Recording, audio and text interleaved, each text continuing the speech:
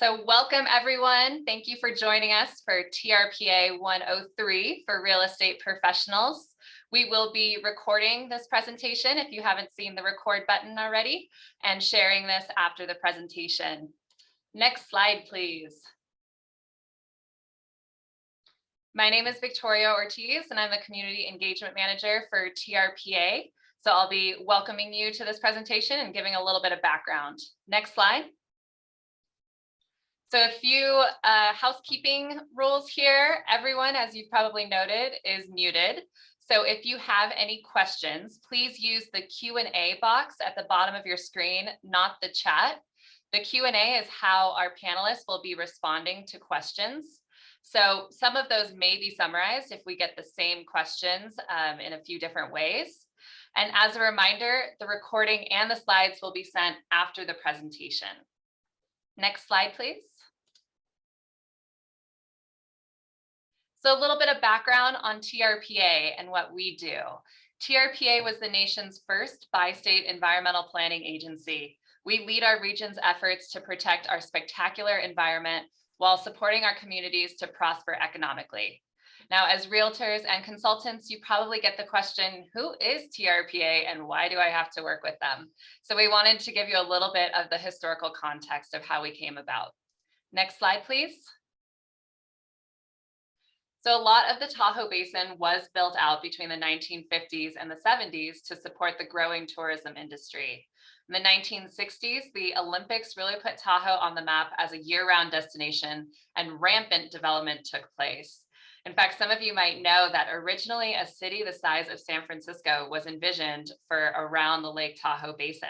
And in fact, the Tahoe Rim Trail was originally envisioned as a freeway system going around the outside of the Lake Tahoe.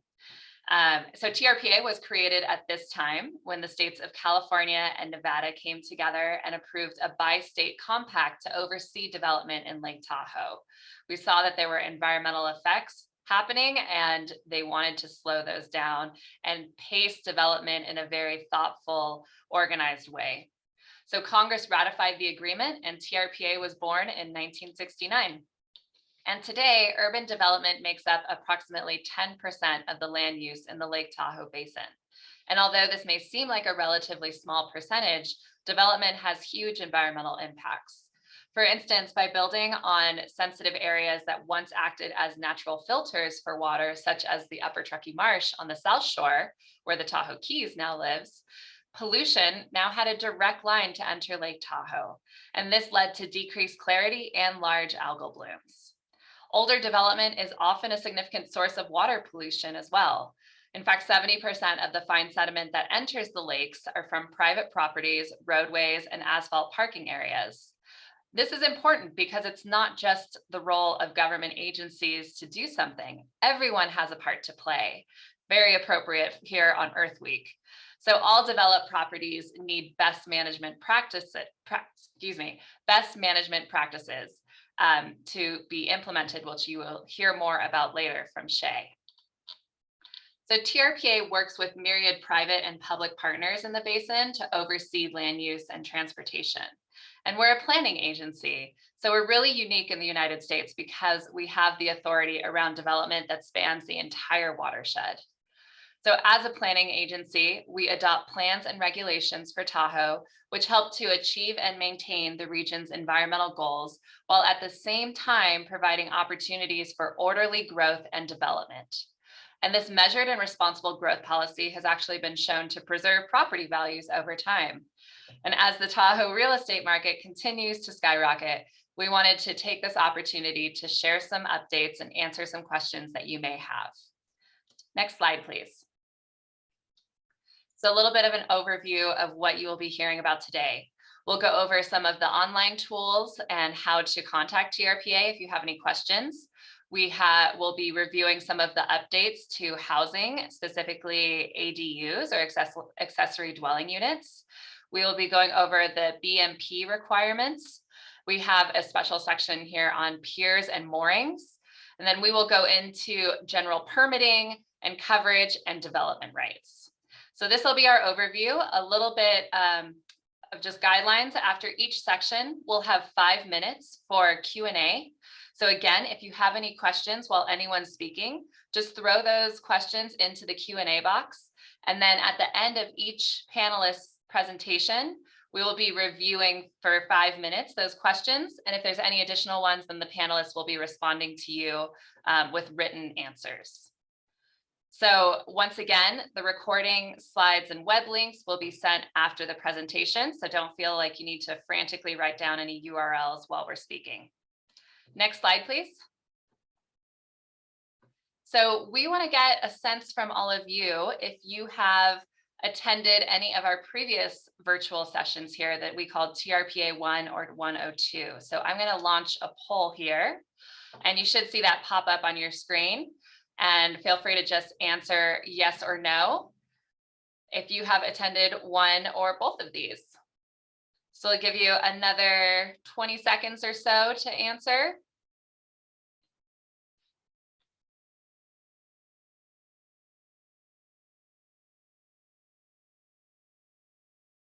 All right, I'm going to end this poll and share the results. All right, so great to see that we have some newcomers here. Thank you for joining us today. And for those who have participated, about 32% of people marked that they had attended TRPA 1 or 101 and 102. We hope that you get some even more good information from this presentation. So thank you. I'll stop sharing that. And next slide, please. Great. So last year, we redesigned the TRPA website. It is now trpa.gov. This new site features some improved searchability and better functionality, and hopefully some intuitive navigation. I know there's a lot of information on our website, and sometimes it can be difficult to sift through it. But if you ever have any questions, of course, please reach out to us. The contact is in the upper right-hand corner, and that is certainly an important one to know. So please bookmark this new site if you haven't already, and let us know what you think, or if you ever have any trouble finding anything. And then very important for all of you is what's called the parcel tracker. This is a clearinghouse for information about properties within the Tahoe region.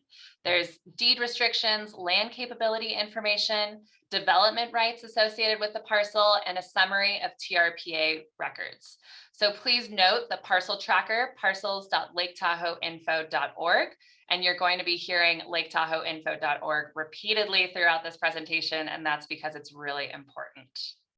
And as a reminder, please use the Q&A function. We're still getting a few questions coming through in the chat. But Daniel, to your point, and I'm sorry I forgot to mention this, TRPA 101 and 102 were recorded and are available to view on the TRPA Vimeo channel. So I'll be sure to share some links to that afterwards so that you can get caught up. Those were a little bit more generalized, whereas we'll be going into some more of the updates that have happened in the last year in this presentation. Next slide, please. So a little bit of updates on permitting. We know that you are busier than normal, and so are we.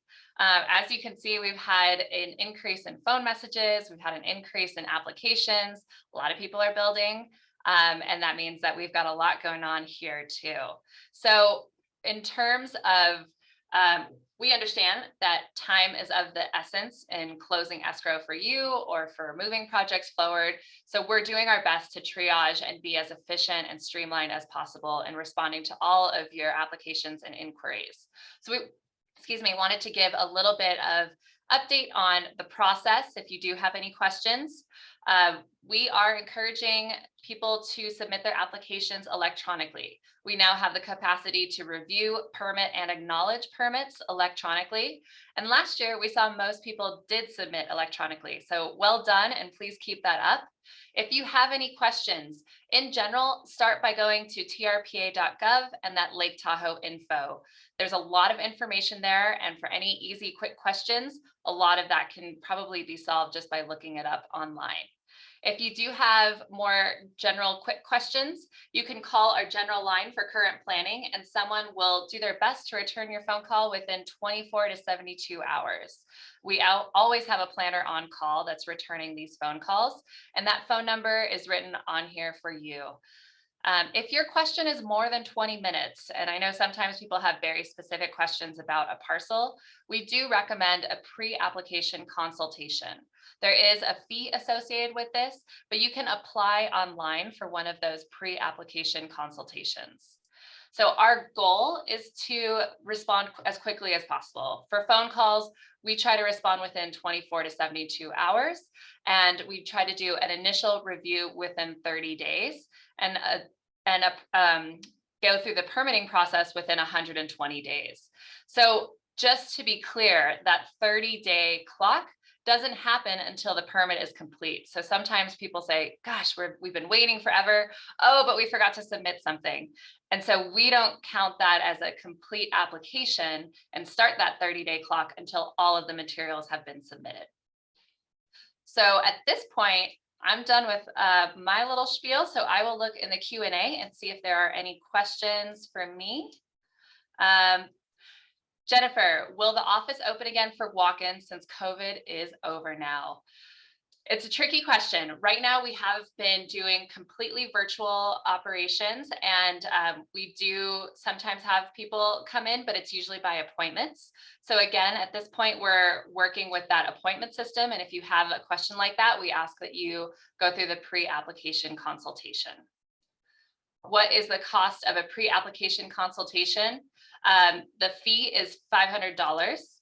And if you have any more questions, you can certainly reach out using that that phone number there, 775-588-4547, extension 3.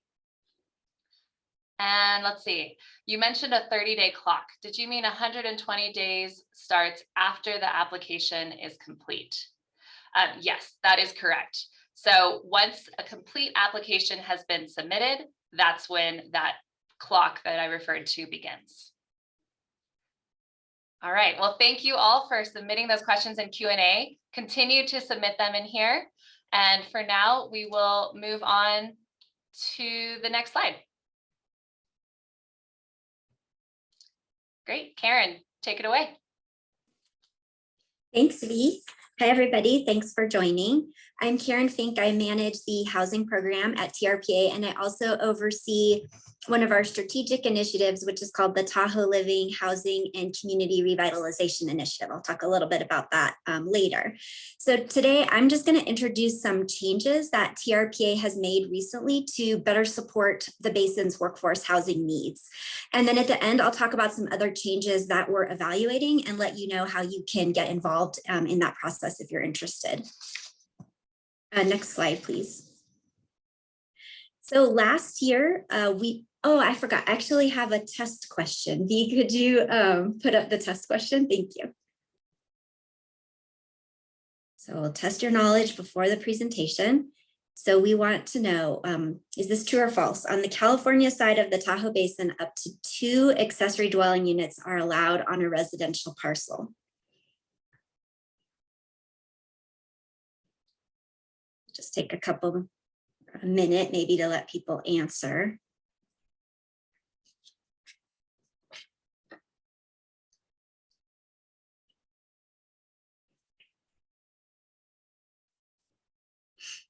Dee, will you let us know when we should post the answers? Yeah, we've had about 135 people answer, so I'll give it 5 more seconds. 3, 2, and 1. We'll end the poll. And there you go. Okay, great. So we will find out the answer to this through the presentation. So thanks for taking the poll. So last year, TRPA passed a couple of regional plan amendments that make it much easier to build accessory dwelling units, also known as ADUs for short. So on the California side. And probably by now everybody here knows what an accessory dwelling unit is, but just in case I wanted to define it, they are a small unit, usually between 400 and 1,200 square feet, that is built on the same parcel as an existing residential use, usually a single family home, but they can be accessory to multifamily homes as well, and also other uses. You might also have heard them referred to as mother-in-law units. and they can be detached from the main home or attached, or they can repurpose existing space, which is often called a junior ADU. And we've been getting a lot of requests for over the garage accessory dwelling units. So next slide, please. So TRPA made 2 major changes to our code last year in July, and these changes went into effect in September of 2021. And so the first one is to allow accessory dwelling units on single family and multifamily parcels on the California side, regardless of parcel size. So previously in our code, accessory dwelling units were restricted to parcels that were 1 acre or greater in size. So this change allows accessory dwelling units on many, many more parcels throughout the basin. We also said that, again, on the California side, where accessory dwelling units are allowed, you can do up to 2 accessory dwelling units per parcel. And then local jurisdictions have their own specific regulations that relate to the size of the accessory dwelling units and the configuration, like whether they need to be attached or detached. All of these accessory dwelling units still need to comply with TRPA's coverage regulations and our growth management standards. So they need to get a development right or a bonus unit. So next slide, please. So then in July of last year, we also passed another code change. This is probably of more interest to people who are in commercial real estate, but we made a change that allows tourist development that is converting to residential development to keep all of those tourist units on site when they convert to residential development and still use them as those residential units. So previously, because our allowable residential densities are lower than our allowable tourist densities, during redevelopment, if someone wanted to convert tourist development to residential development, they would lose, in certain situations, they could lose quite a few units. So this change incentivizes people to convert from tourist to residential because they get to keep all of the units on site. Next slide, please. So we offer some benefits for people who want to deed restrict their accessory dwelling unit or other, apartment unit to local housing. So in addition to being eligible for a bonus unit in many cases, which we're going to talk about a little bit more later in this morning's presentation, there's also some fee waivers that people who are going to deed restrict are eligible for. So depending on the location, these fee waivers can save the homeowner $3,000 to $10,000 in fees. So the application fee is waived and the mobility mitigation fee is waived for accessory dwelling units and other units that are deed restricted for local workers. Next slide, please. Or for local housing, sorry, they don't have to be a local worker.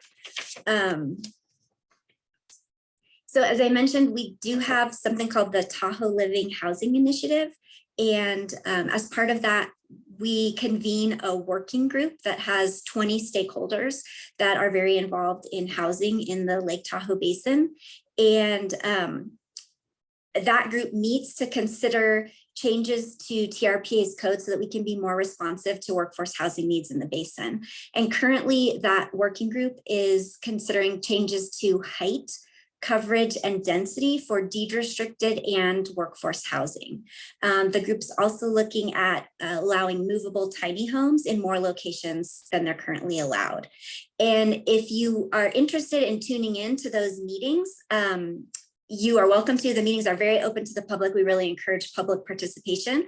And I can add you to an email list where we send out announcements about those meetings. And I know several of the people who are attending this call participate actively in that working group. So that is all I have for the presentation, and I can look in the chat and answer some questions. And B, if you notice any that I missed you think I should answer, please feel free to call them out. So thanks, Karen. Yeah, well, let's jump right in. It looks like we got one question of, can you explain why ADUs are allowed on the California side only right now? Yeah, so when we were considering the amendments to make it easier to build an accessory dwelling unit, one of the big concerns that came up from Nevada residents is that they were concerned that a lot of the ADUs would likely be used as short-term rentals. And on the California side, California state law prohibits them from being used as short-term rentals. So the governing board felt pretty confident that there will be a high likelihood that new accessory dwelling units on the California side would be used to meet some of our regional plan goals, like providing more workforce and local housing. But there were a lot of concerns on the Nevada side that that wouldn't happen. So the board approved these changes only for the California side at this time. But there's definitely the possibility of coming back and reconsidering that when Nevada counties decide kind of how they specifically want to handle ADUs with respect to use as short-term rentals or lack thereof. Thanks, Karen. Another question here is, to build an ADU, you need a residential unit, but these are almost non-existent. Do you have any comments to add to that? Yeah, finding a residential unit of use has been one of the biggest barriers that we've heard from people who want to build an accessory dwelling unit, because residential units of use are hard to find on the market. However, some local jurisdictions are looking into making it easier to use some of their development right pools for accessory dwelling units. For instance, the city of South Lake Tahoe is selling commercial floor area at a very reduced rate for people who want to build accessory dwelling units. It's subject to approval by the city manager. So basically, we're trying to partner with local jurisdictions to look at some ways to make it a little easier to find those residential units of use. Great. And can you, speaking of that, can you talk about how people could get that extra development right or residential unit of use if they wanted to find that? So you can look on our webpage. We have something called the TDR Marketplace, the Transfer of Development Marketplace. So if someone has development rights that they want to sell, they can post them on that site. So that's one place you can find them. Other real estate agents I've heard of sometimes sell them. So you can talk to real estate agents, but I would basically start with your local jurisdiction and ask them if they know of ways to find those residential units of use. Great, thank you. Karen, how do you define local housing? So basically, we are looking at when we have different types of deed restrictions. One of them is called an achievable deed restriction, and the others are affordable and moderate deed restrictions. And right now, we're looking at including some new changes into our achievable deed restriction that restricts people who make over a certain income level to being local workers. But there's a lot of people in the basin that maybe aren't local workers. Maybe they're a student or they're retired or they're on disability, but they live in the basin and they've lived here for a long time. So those are people that, you know, we want to provide housing for those people as well. So we kind of refer to workforce and local housing. So that just means people who are working here and also people who are living here, but who, you know, maybe have a lower income and it's hard for them to find housing on the market. Thank you so much, Karen. I know there are some more questions in the Q&A, so if you could take a look at those and respond to some of those folks, that would be great. And again, thank you to everyone who is submitting your questions on the Q&A. And we'll move on to our next panelist for now, and we'll probably have some more time at the end to answer some general Q&A. All right, thank you, V. Good morning, everyone. My name is Shane Navarro. I'm the Stormwater Program Manager here at TRPA, and I'm going to be discussing TRPA's best management practices, or BMP requirements. These are all outlined in section 60.4 of TRPA code. Next slide, please. So BMPs are measures put in place to protect soil from erosion, which includes paving your driveway, and to treat or infiltrate stormwater runoff that's generated by impervious surfaces on the property. And V, maybe this is a good time for our poll, which is a true or false question. So true or false, TRPA no longer requires BMPs.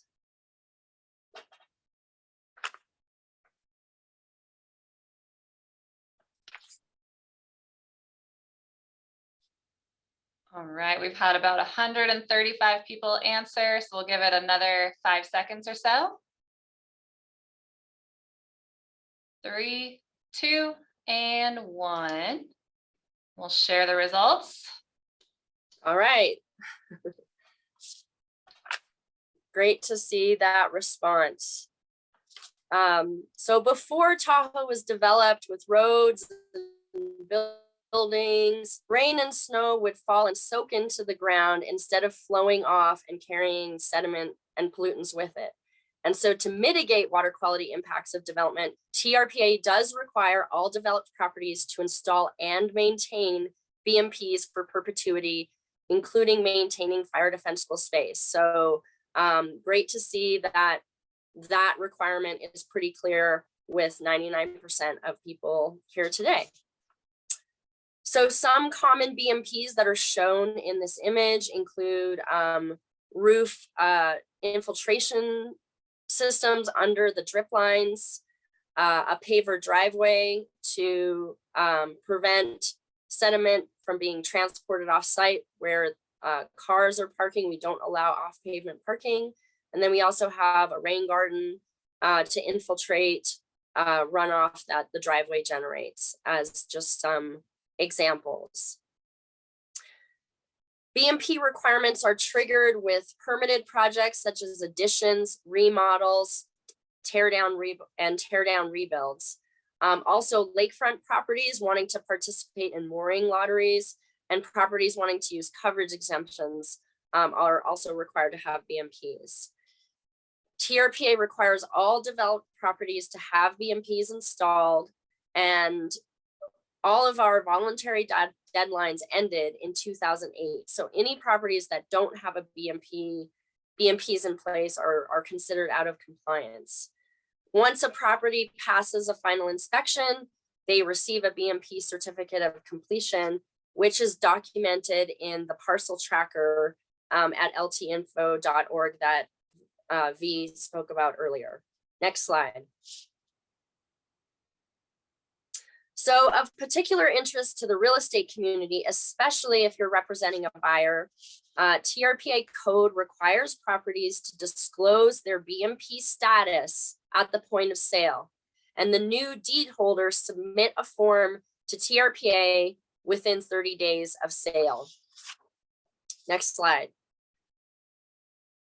This form can be found at trpa.gov under programs and then stormwater and BMPs.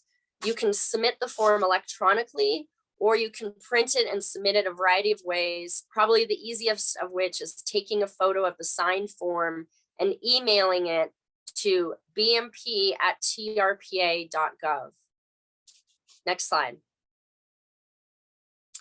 To find the BMP status of a property, you're going to go to the parcel tracker at ltinfo.org, and then you're going to hit view parcel details once you search on a property, either by putting in the APN or the address. BMP status is summarized below the parcel overview section, and here is what it shows you. If the property is certified, you can directly print the certificate. The certificate number and issue date are shown, as well as if the certificate was ever updated following TRPA's verification of maintenance.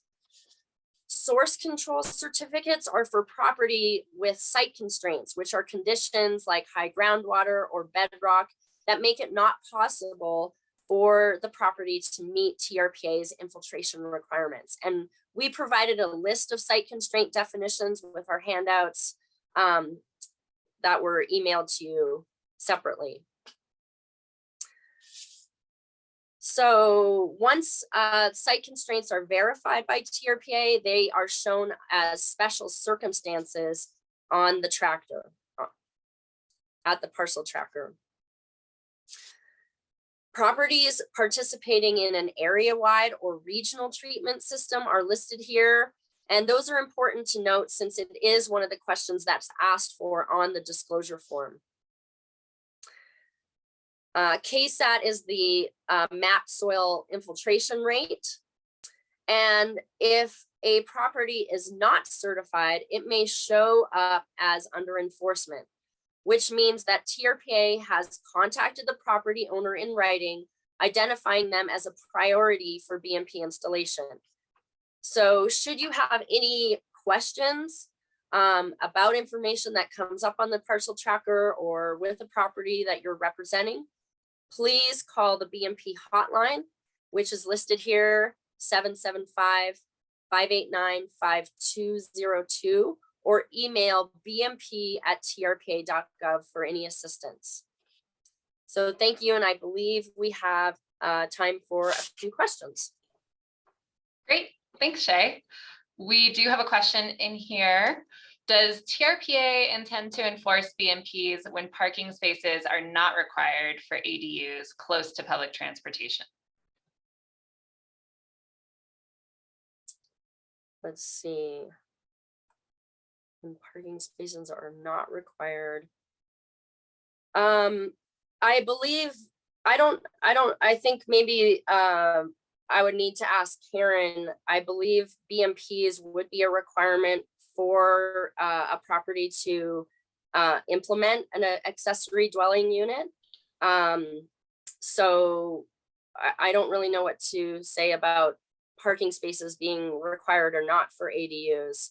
But my understanding is if you are going to put an accessory dwelling unit on a property, you will need to install BMPs either ahead of time for the property or concurrent with the development of the ADU.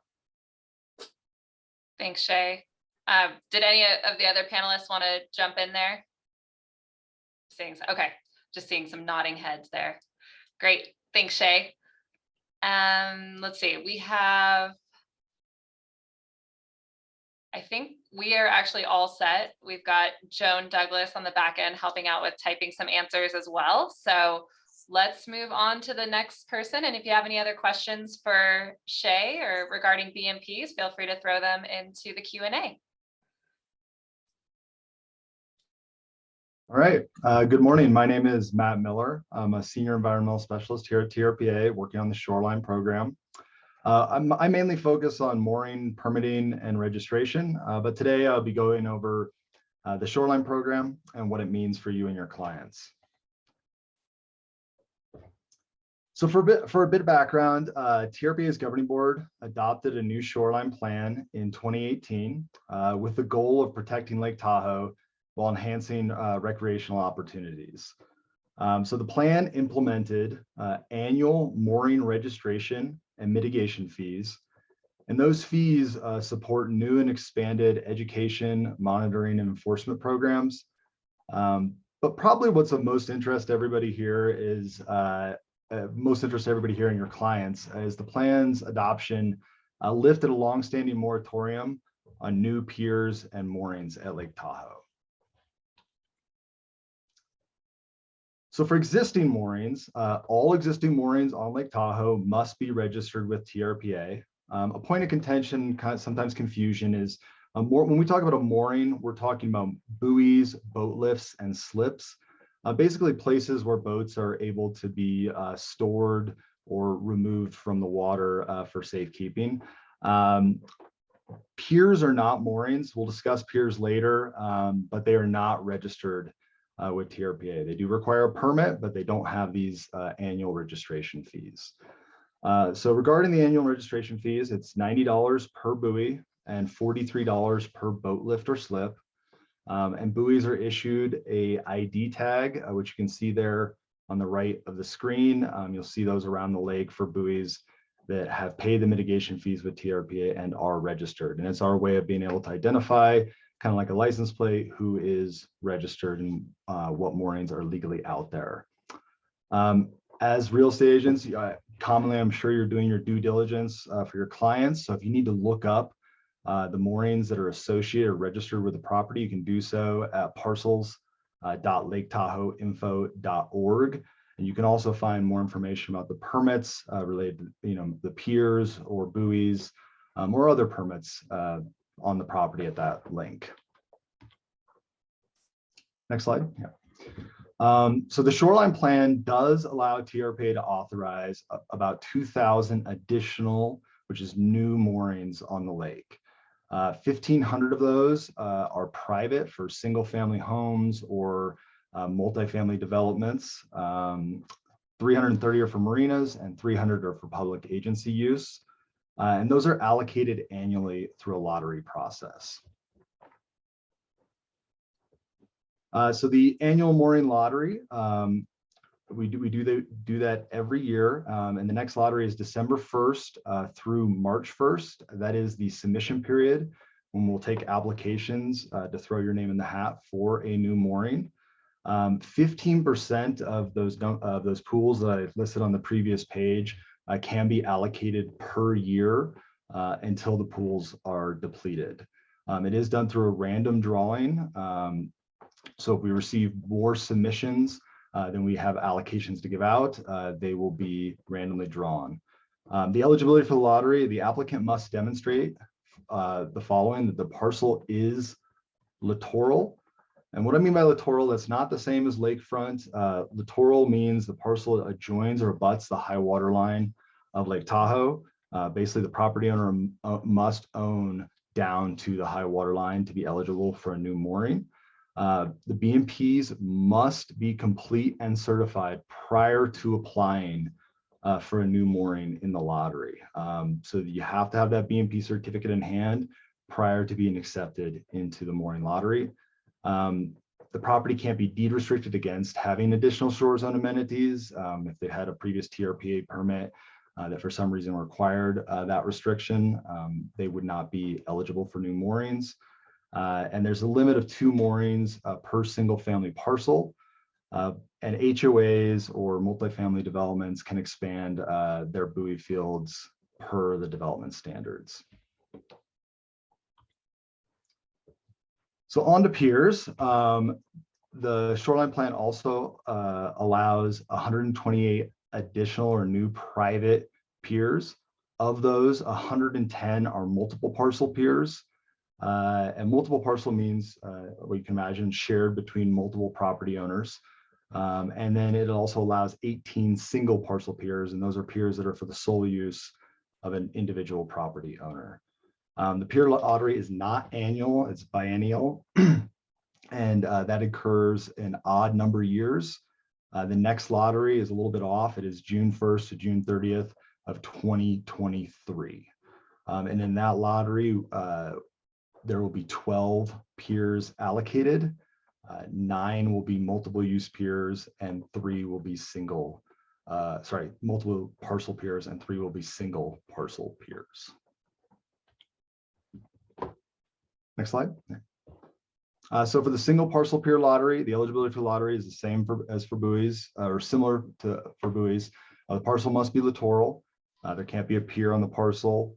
The parcel can't be deed restricted or have access to an existing pier, not located in one of these listed protection areas. There's some preservation areas in a stream mouth zone or what's called a visually sensitive area. All that information can be found on our website. We have maps of those areas at trpa.gov. And there it is a random drawing from the eligible entries. So there's no prioritization. Everyone's put into that big bingo ball spinny thing, and we select out of that for who receives an allocation for a pier. If drawn, they must meet all standards and install BMPs as part of the project. They do not need a BMP certificate prior to applying. That only applies to moorings. So they must meet all design and development standards if they're given an allocation. And so for multiple parcel pier prioritization, it's a little different. You'll notice it doesn't say lottery there, but the eligibility is very similar to the single parcel piers. All parcels must be littoral, so all parcels have to be on the lake. No pier can be on any of the parcels that can't be deed restricted or in one of those protected areas. The prioritization is done by the number of parcels that share the pier. So if an application submitted for 5 parcels that are sharing one pier or using one pier, they'll be prioritized higher than an application that has 2 parcels sharing one pier. There are some other criteria that go into that prioritization, but that is basically how it works. If selected, that applicant must meet all design and development standards, install BMPs as part of the project on all of the parcels, and they'll be required to deed restrict against future pier development. So what that means is that they will extinguish any future pier development potential on site through that deed restriction. They will never be allowed to construct a pier on any of those other parcels. So I think a good time right now before I go over this process, V, if you want to do the poll.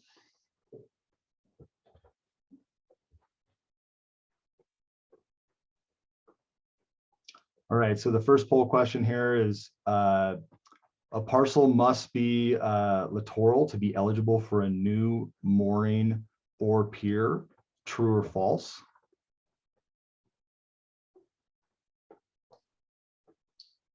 All right, we've got about 110 responses so far, so we'll give it another few seconds here.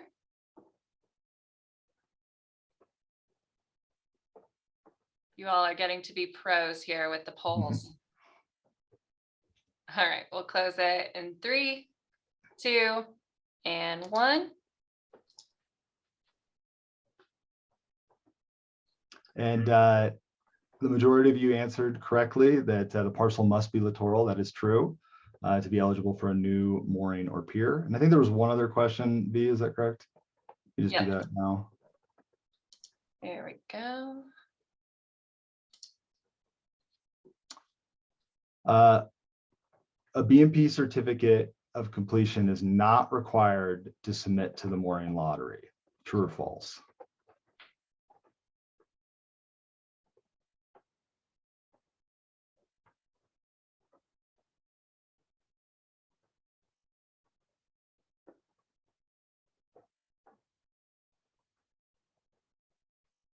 All right, we have 65% participating, so we'll give it a few more seconds.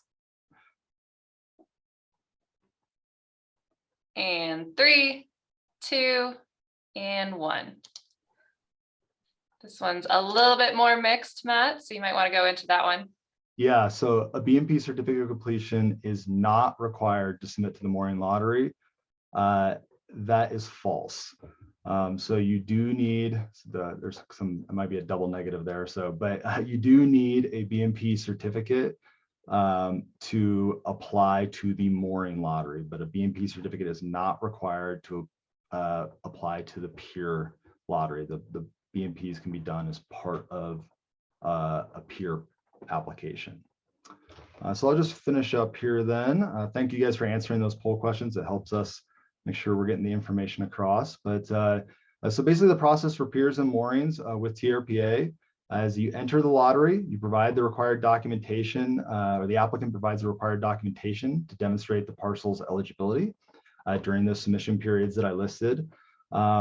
Then TRPA does the drawing and selection process. We do the prioritization for multiple parcel piers, and we also draw from the eligible entries in the lottery process. From there,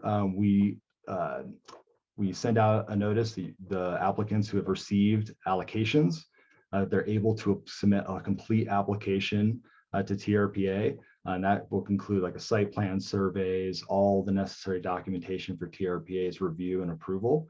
TRPA will review the project and approve it, and then with TRPA's approval, you're able to the applicant's able to go to all the other agencies that do require review and approval. Those can include state lands, the Army Corps, water boards, and the building department. And once you secure those approvals, you can go on to construction. And so there's more information about this process. We have some packets, some information packets on our website. You can visit trpa.gov and go to the permitting section and look under applications for more information about this process. And we can also answer questions if you want to give us a call. But I think we can answer a few questions here, V. Yep, we've had quite a few questions come through for you, Matt. No surprise. And I'll continue to answer them after this as well. So absolutely. Okay, well, let's start with some of the first ones that came in here. So what happens if you find buoys that are not tagged out on the water? So if there are buoys that are not registered with TRPA, which means they don't have a permit with TRPA, We go through an enforcement process where we try to determine who the property owner or who the owner of the buoy is, and notice them that the buoy is unauthorized. That'll give them a chance to come in and if they're able to, show that they have a permit or to permit that mooring if it was legally existing. But if it's not, then we do work with the California State Lands Commission, the Nevada Division of State Lands, and the Sheriff's Department to remove those structures from the lake. Thank you. Maybe you could speak a little bit more about the lottery system. Why is there a lottery system as opposed to some other way of distributing the allocations? And are those transferable to a new buyer? I did see one of those questions pop up, but I'll answer the transferable part first. So the allocations are specific to the property. So we review the individual property's eligibility. And if they receive an allocation, then that parcel, whomever the owner is, whether it transfers or not, there's a new buyer, that property is able to submit an application for a new mooring or a new pier. That allocation can't be transferred to another parcel because that other parcel was not reviewed as part of the lottery process. There's a completely separate process for existing piers, and existing piers, that development right can be transferred to other parcels. And that goes through a different process. But as far as new moorings or piers, those allocations can't be transferred.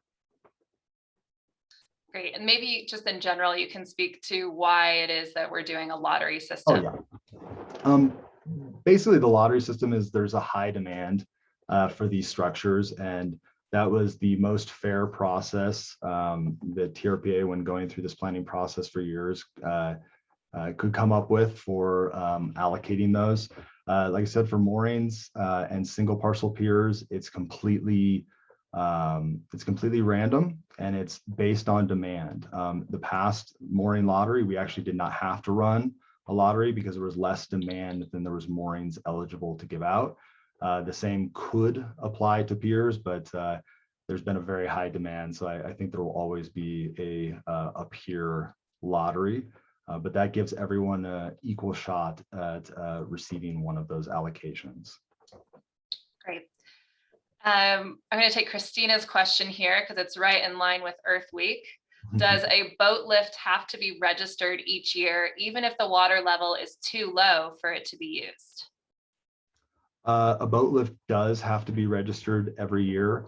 It is a little bit less than a buoy. It is $43 per year, but that ensures that they can continue to use and use that mooring structure in the future. And it also pays for those different programs that do help protect Lake Tahoe, the AIS, the Aquatic Invasive Species programs, and also boater education programs. So yes, it is required every year, regardless of ability to use, and that does apply to buoys as well. Thank you, Matt. And we'll do one more question here. If you do receive an allocation for a pier, do you have a minimum time period to build or install that? The time periods will be laid out by the permit that is issued, but from the date of receiving the allocation, the applicant has 6 months to submit a complete application. And then from that complete application, once the permit's issued, it is 3 years from permit issuance to construct to meet all the permit requirements. Perfect. Great. Well, thank you, Matt. You do have quite a few more questions in the Q&A, so I might send you that way, but we will move on to our next panelist. All right. Well, hello, everyone. My name's Allie Borowski, and I'm a senior planner in the current planning department. And so today we're going to be talking about coverage and a little bit more about development rights. And so we'll jump right in. So I want to first talk about tree removal. I know this question comes up a lot. Can I remove trees on my property? And so I want to talk about when it would be exempt to remove a tree. That would be if the tree is dead. It has to be less than 30 inches diameter at breast height. So that's about chest high. You want to measure it there. And not in a stream environment zone. You can remove dead trees if they meet those requirements. The other thing is if trees are 14 inches or less DBH that are non-lakefront, those can be removed. And then 6 inches if it's between the lake and a home. So otherwise, you would need a tree removal permit to remove a tree. I know most trees are greater than 14 inches on most of our properties. So you would apply online. And we actually are doing this pretty fast. And there's definitely different reasons for removing trees: defensible space, the health of a tree, and disease. So Bruce Barr, he's our forester. He's really great, and he'll take a look at the trees and mark them for removal. So that's tree removal. Now I want to talk about what we have with some of our local jurisdictions. It's called an MOU, and that's a memorandum of understanding. And so we have one with the city of South Lake Tahoe, Placer County, and El Dorado County. So we work directly with them, and they work directly with applicants, and they'll issue both the TRPA permit and the building permit. And that's a huge benefit to most people, because they'll work with one jurisdiction to get both permits, opposed to having to come to the TRPA office first and then go to the local jurisdiction.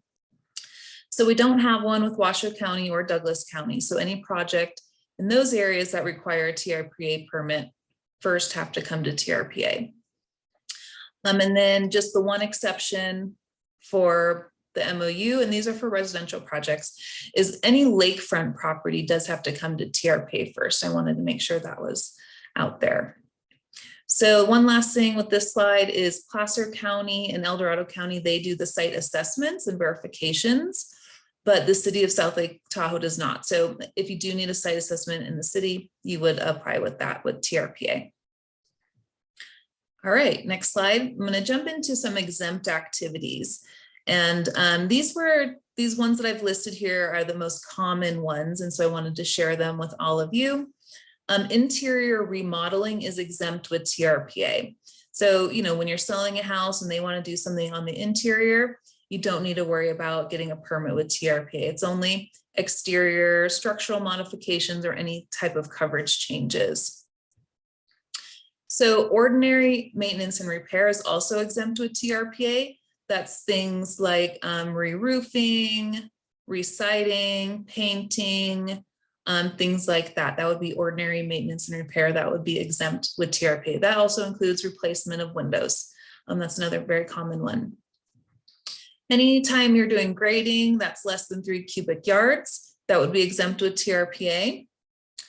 Residential fences are also exempt with TRPA, provided the fence is 6 feet in height or less, not in a stream environment zone, and doesn't block the views of Lake Tahoe from a recreation or a visible area like the highway. And I know V included some links in the email that she sent you all, and there's a really great page in there that talks about all the exempt activities. So that's really a helpful document to have, and that's also on our website. So now we're going to jump into qualified exempt activities. I think some of you have heard of that word, qualified exempt. So it essentially means it's still exempt with TRPA, but you need to provide a declaration to us, letting us know you're doing this activity. And so the most common ones are a structural repair. So let's say you need to structurally rebuild your deck. That's a very common one, and you would need a QE for that. Structural remodels, that could be something even as big as a 2nd-story addition, could be qualified exempt, provided it doesn't change any coverage, doesn't change any use, and it's still within the allowable height. A non-permanent structure could be qualified exempt. That would be part of coverage exemptions, which we'll talk about in 1 minute. And then anytime you have to do grading in 3 to 7 cubic yards, you would need a qualified exempt declaration. And the last common qualified exempt declaration would be a metal roof replacement. And QEs you'll also apply for online, and we process those rather quickly. but you will apply online for those. So now we'll jump into the next slide, which is coverage. So this is the big thing that TRPA, looks at, and the question out there in the community. So I want to make sure to define it. Coverage is anything man modified on the ground. So it doesn't allow water to flow through it or native vegetation to grow in it. So the obvious examples are a house, a driveway, decks, patios, bocce ball court, parking areas. And I do want to clarify, like a gravel patio would technically be considered coverage because it wouldn't allow native vegetation to grow in it. But, excuse me, gravel would never be considered coverage if it's for a BMP. So I want to make sure that's communicated to you. So anytime coverage changes, you do need a permit with TRPA. So now we're going to jump into coverage exemptions. So these were adopted in 2012 with the regional plan update. And so there's definitely some requirements to be eligible for these and some things that need to be taken care of to use them. So property must be high capability land. So it has to be a score of IPE score of 726 or above, and a Bailey score of 4 through 7. So you would be required to get a site assessment on residential properties to know if the property is eligible for coverage exemptions. BMPs are required. You can do them as part of your project or already have your certificate. And then mitigation of excess coverage is also required. So excess coverage is what we call grandfathered in coverage. It's coverage that was built prior to TRPA. So excess coverage or grandfathered in coverage that wouldn't be available to that property today. And so typically mitigation is a form of payment or removal of the coverage. It's one of those options. I will say sometimes the mitigation of the excess coverage financially isn't feasible for a lot of people. So it just depends how much extra or excess coverage the property has. And depending where the property is located will determine the cost per square foot of that excess coverage. And V included a really helpful packet about coverage exemptions in her email. And every property is different and unique, just like we are. So you need to look up your own individual property to determine if it's eligible and what you would have to do to use these exemptions. All right, one other slide on coverage exemptions. It talks about the 3 types of exemptions. So a non-permanent structure, which is typically a shed, could be a greenhouse, there are some other examples, are one of the 3 types of coverage exemptions. Pervious decks is the second type of coverage exemption. And then if you use pervious pavers or pervious coverage that allows 75% of water to flow through it, you can get a 25% reduction in coverage. So those are the 3 examples of coverage exemptions. Again, you'll want to check out that packet to know exactly how much and if the property is eligible for each property you're considering using these for. All right, so the next slide is actually jumping into more coverage and development rights transfers, a little bit of what Karen was discussing. We're going to jump into some of that. So right now I'll take a little break and answer some questions about what I've covered so far. You have covered a lot about coverage. So here we go, Allie. One person said, you mentioned window replacement as ordinary maintenance. So just to clarify, the replacement has to be an in-kind replacement, the same size, more or less, correct? That is absolutely correct. Thank you for asking that question. Replacement of windows in kind is exempt with TRPA. Perfect.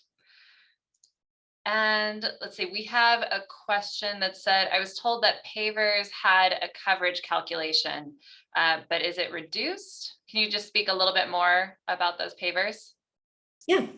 So yeah, pervious pavers are part of those coverage exemptions. So you have to, 1, know if you're eligible, 2, mitigate all your excess coverage, 3, make sure you have your BMPs in. And so you are eligible to use pervious pavers to get a credit using those coverage exemptions. So if your driveway is 400 square feet and you replace it with pervious pavers, using those coverage exemptions, you could get a 25% reduction in coverage. So if it was 400 square feet, that would give you an extra 100 square feet to use somewhere else on the property.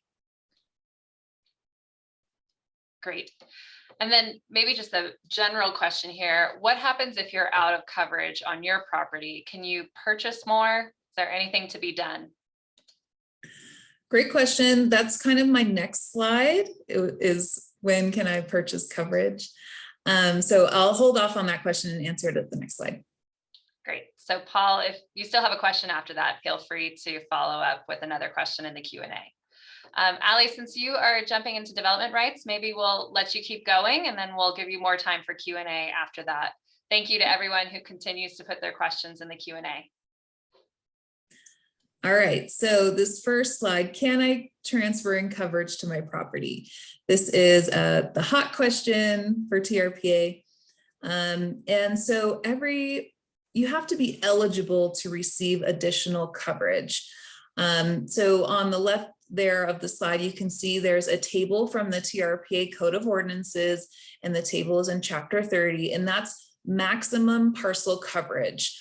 So depending on how much coverage the property already has, will determine if it can transfer in coverage. So let's say the property is 7,000 square feet. We would look at this maximum land coverage and determine, oh, it can go up to 1,800 square feet. But depending on the site assessment and the land capability, that's also going to determine the percentage of base allowable coverage. So the max allowable coverage is really dependent on either one, this table, or two, what the land capability is, the Bailey score, the IPE score. And whichever one's greater is what that property's maximum coverage is going to be. So the property does have to have a site assessment, and then we can use this table and that base allowable coverage to determine the absolute maximum allowable. So if it already exceeds this table, then it's probably not eligible to receive any additional coverage. So it can't exceed the maximum. As you see in the slide, there's a little bit of an opportunity for town centers are eligible to go up to 70% of the parcel, but that's for commercial properties, not residential. And a couple other notes in here. A transfer has to come from an equal or more sensitive property to go to a property. The other thing I do want to note here is, land capability 1 through 3 is highly restricted. That's considered low capability, a Bailey score of 1 through 3. And so even though we have this maximum parcel coverage table, if the land capability of the property is 1 through 3, the parcel's probably not going to be eligible to go up to this maximum based on our rules around transferring coverage to low capability land. So I do want to make sure I emphasize that. And you can read about that in Chapter 30 of the TRPA Code of Ordinances. So to transfer coverage, there has to be a project that needs that coverage. You can't just transfer coverage to bank it. And it typically has to be within the same HRA, hydrologic resource area. So the coverage has to come from your area and go to your area. There are some exceptions if it's low capability to high capability. There are some exceptions there, but typically it has to be coverage from within the area. So that's coverage transfers. Now we're going to jump into development right transfers. And I saw a lot of questions about this. Development rights. And so I want to clarify what development rights are. Development rights is the bigger picture that includes these commodities below it. So tourist accommodation units, commercial floor area, residential units of use or RUUs. There's also multi-family residential units of use, and then the potential residential unit of use. All of those things are what we call development rights. And so to build on a vacant property, almost all vacant properties come with a potential residential unit of use. And so if you want to build a home on that property, you also need to get an allocation, most likely from your local jurisdiction. And then once you build that home, you now have what we call an RUU. So that potential residential unit of use plus that allocation creates that residential unit of use or ticket to build. So next slide. We're going to talk about development right transfers now. So any one of those development rights we just talked about can be transferred. So residential, commercial, tourist accommodation units can be transferred. They typically come from a more sensitive to a less sensitive lot. They must be legally existing. That means they're verified with TRPA and typically banked with TRPA, meaning that the unit has been removed. The value is also set by the private market. So people want to know how much is an RUU or how much will it cost to purchase one of those. That value is set by the private market. TRPA doesn't get involved in that. And so I just want to throw that out there. And to transfer one of these development rights to another property, there does not have to be a project. So you can transfer one of these development rights to another property solely just to bank the unit there, unlike coverage. So I want to make sure that's clear. Okay, so the steps for transfers: see what's been verified on the property. You're going to want to check LakeTahoeInfo.org, the parcel tracker, to make sure it's been verified. Units and coverage must be banked on the sending parcel. The one exception to that is that PRUU on a vacant property that doesn't necessarily need to be banked. But if you want to transfer coverage, it does have to be banked prior to transferring it to prove that you have removed the coverage. We have something called a TDR marketplace. I know Karen talked about that briefly. That's a transfer of development rights marketplace that is on our website, trpa.gov. We host that website. We don't manage that website. So it's kind of like a Craigslist. You can post what you're selling and interact with people that way on the website. So TDR marketplace.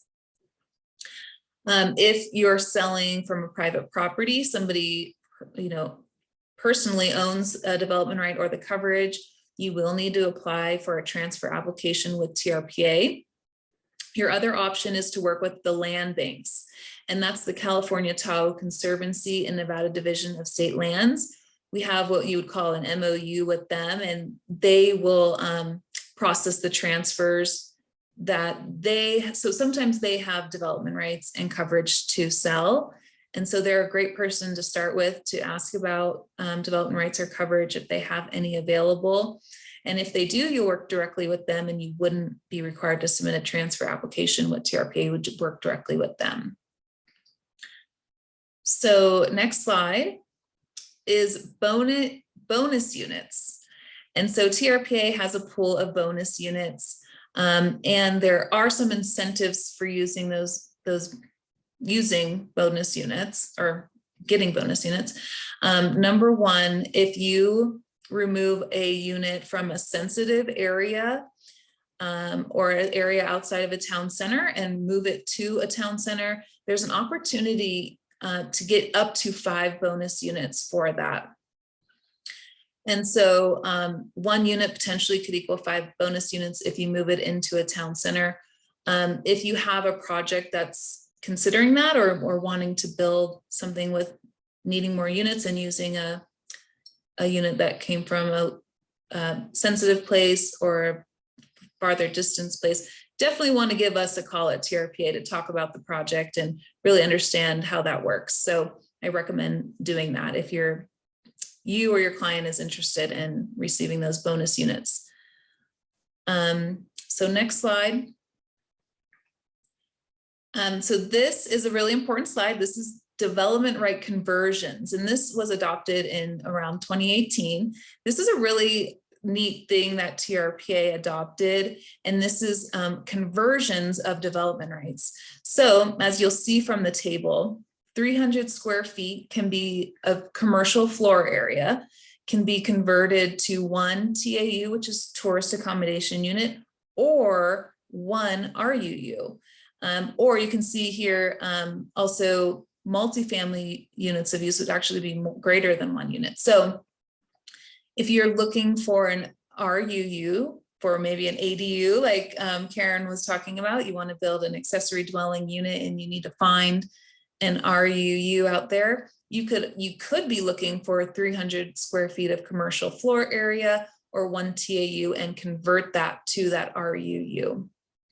So this is a really helpful conversion exchange rate image and table to use when you're trying to acquire these development rights. So I think that's my last slide, and I know, and I do have some questions for you first. So can I transfer development rights outside my jurisdiction or the hydrologic resource area, HRA? And it's a yes or no question.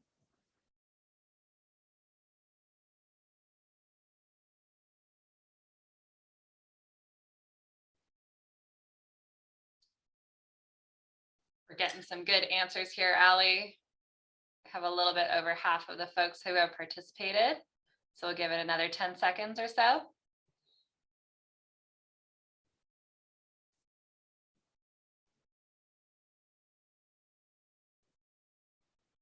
All right, and I'll end the poll right now and share the results. Okay, so can I transfer development rights outside of my jurisdiction or the HRA? So just a reminder, those development rights are commercial floor area, residential units of use, TAUs.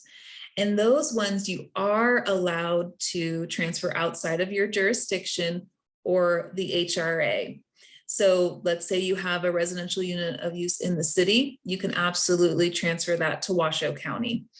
It's the coverage that's limited. So coverage you cannot transfer outside of your HRA. That's the biggest limiting factor there. But so for development rights, you are now allowed to transfer them outside your jurisdiction. All right, so now we got another question, which is, do I need to have an approved project before I can transfer development rights? Yes or no?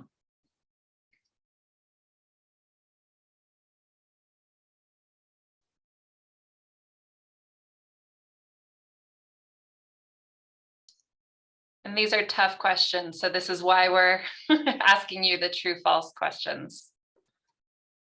Yeah, no, I think this is great. It's good to reiterate some of these important things because these did change in the last 5 years. So just a great reminder. All right, I'm going to end this poll, and Allie, the answers are pretty split. So you might want to explain this one a little bit more too. Okay, so do I need to have an approved project before I can transfer the development rights? And so development rights are different than coverage. And so you do not need an approved project prior to transferring development rights. So let's say in 5 years, you know, you're going to want to build an ADU. So you're trying to get the RUU now. You can purchase that and transfer it to your property now solely just to bank that development right on your own property. You do not need to have an approved project to transfer development rights.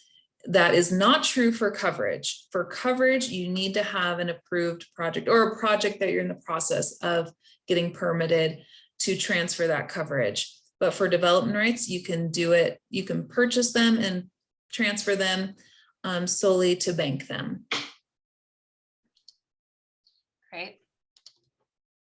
So I think now we have some more time for Q&A, and there have definitely been some questions coming through for you, Allie, while you've been speaking. Maybe we'll start with a really simple one. Can you define a TAU, tourist accommodation unit? What does that include? Yep, so that TAU, just like you said, V, that's a tourist accommodation unit. That's going to be a motel unit.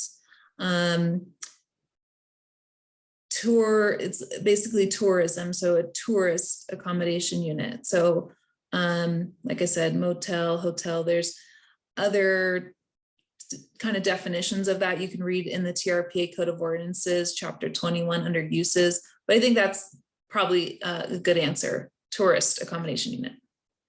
Thank you. And just as a reminder, that land capability number that people can find on the parcel tracker, is that a calculation that already exists, or is there anything that needs to be done in order to produce that number? Yes. So if you want to know how much coverage you have and how much coverage you're eligible for, typically residential properties need to do a site assessment. And the site assessment verifies two things. It verifies the coverage that exists on a property and the land capability that's verified on a property. And so that land capability is typically a score from 1 to 7, and it's called a Bailey score. And so if the score is 1, 2, or 3, that's considered low capability, typically not eligible for any additional development or coverage. And then if the property is 4, 5, 6, or 7, that's high capability land, meaning it's developable. 1 through 3 is typically really steep, really rocky, wet. And so development there is not ideal. So Bailey score 4 through 7 is high capability, and those are the properties potentially eligible for additional coverage, but we have to look at that maximum allowable coverage. Does that answer that question? I think so. If that person has any additional questions, feel free to throw them in the Q&A. So one clarification here is, can you define a residential unit of use? I think there's a little bit of confusion around how many development rights you need and what an allocation is versus a development right. Because we see a couple questions in the chat about that. Yeah, so an RUU is a residential unit of use. And so a single family dwelling is an RUU. So let's say I've decided I want to bulldoze my house and turn it into a park. I'm not going to need that RUU anymore. So removing that I would now have an RUU to sell. So development rights include the RUU, they include this commercial floor area, they include the tourist accommodation unit, TAU. And so those are what development rights are, but that also includes the PRUU, that potential residential unit of use. And so to build a unit of use, you need a PRUU and allocation together to create an RUU, or purchase an RUU that's already existed at some point and then transfer it to your property to create another unit. So, depending on your project will determine if you need a PRUU or an MFRUU, which is a multifamily residential unit of use. So if you just want to build an ADU at your residence, that's typically an accessory dwelling unit to a single family dwelling. So you would need an RUU for that. If you want to convert your property that has a single family dwelling to have 3 units, and you want to convert it to multifamily from single family, then you could get multifamily residential units of use, which essentially you could get less units of use. It's kind of like a benefit if you go multifamily, and you would need less units. So hopefully that answers that question. And we know that this is definitely complicated. We're on TRPA 103, so we are diving into some of the nitty gritty here. If you do have some questions just generally about coverage, about development rights, I highly recommend that you check out the TRPA 101 and TRPA 102, and we will send out the links to those following this webinar as well. And just one clarification again on that tourist accommodation unit, can that be a short-term rental? That's a good question. Short-term rental. So I might not be the best person to answer this, but it really depends where the property is located. So short-term rentals are governed by local jurisdictions, not TRPA. So TRPA typically doesn't get involved in short-term rentals, but let's say you're gonna short-term rental your house. Your house would be a residential unit of use. TAUs are really for, there is something called like bed and breakfast. I know most people have heard of that, obviously. That potentially could be a TAU. But if you're in a neighborhood with single family dwellings, then the obvious use for that is residential unit of use. So there's typically not just one TAU in the neighborhood. It has to be an allowed use, and the use has to coincide with what's happening at the property. So it's a little complicated. Does anyone else on the panel have a better answer to that, or? It's okay. Okay. Well, thank you, Ali. There's still quite a few questions for you in the Q&A, so I might send you that way. And we have just 1 or 2 more slides, I believe, and then we'll go back to overall Q&A. So Zach, next slide, please. Yep, we can skip that one. So just a little reminder here of how can I stay in touch on all of these things that we've been covering today. One of the best things that we recommend is to sign up for our e-news. So if you go to trpa.gov, at the bottom, there will be something that says sign up for our e-news.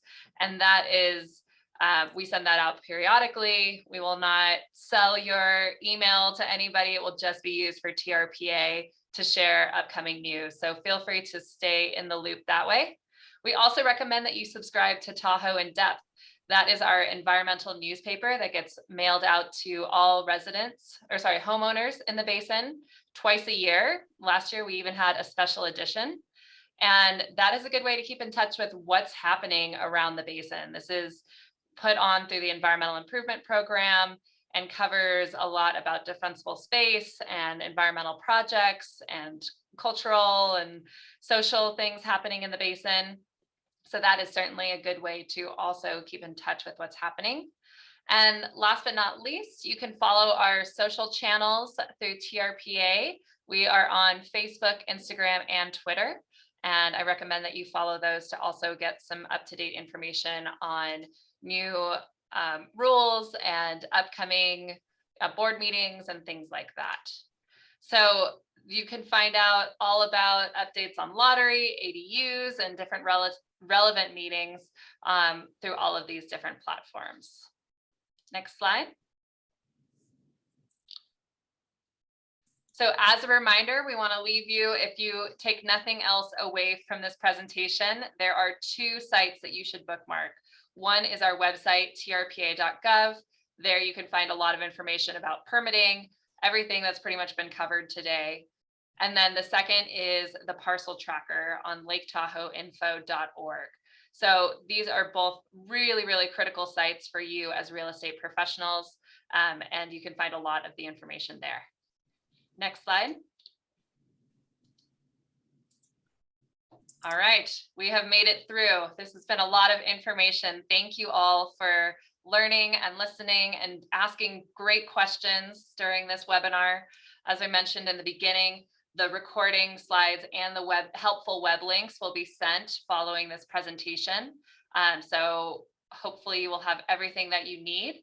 And since we still have a few minutes here, we can run through some of the additional Q&As that have been popping up in the chat. So thank you to everyone. If you are running out of time, like I said, we'll be sending these through. And otherwise, we will go back into some of these Q&As. Let's see here. This might be a question for you, Ali, but do you know how many vacant buildable lots are still available in the basin? Oh, I'm still muted. No, I don't know how many are remaining. I do believe like 95% of the vacant parcels have been developed. So if we can assume 5%, I don't know the exact number though. unfortunately. I'll throw it out to any of our panelists if anybody knows. Otherwise, we can get back to you. We could check in with our research and analysis for those numbers. Sounds good. All right. Let's see. This might be a question for Karen or Allie. Can coverage be transferred to add an ADU? I think I'll let Allie answer that because I think she'll be able to answer it a little better. But I'm happy to chime in, Allie, if you want me to. Yeah, so the thing is that, like Karen was saying in her section, the parcel still has to meet our coverage standards. So there's no exceptions for ADUs for coverage. So like I was talking about in my presentation, the property is eligible to go up to the maximum. But if it's already there, then there would be no option for an additional coverage allowance for ADU. Great. Thanks, Allie. Karen, do you want to add on anything there? Or are you good? No, I covered it. Great. Thank you. Does the tax value change with the incorporation of a residential unit of use? I don't think TRPA gets involved with tax value. That would be a question for the assessor's office. Thanks, Matt. All right, these are good questions coming in. So yeah, that one would go to the assessor's office. Is there a limit on how many are your residential units of use you can bank on a property? There is no limit. So like I was saying, you can transfer and bank any development right across any jurisdiction or HRA. And so at this time, there is no limit. Yeah. If we find something in the future, well, I'll just leave it as that. There is no limit. Great. Let's see, a question about, a question here says, I heard that a mobile house works with coverage. Is that true? I can answer that question. Basically, mobile homes and manufactured homes require coverage just like any other home.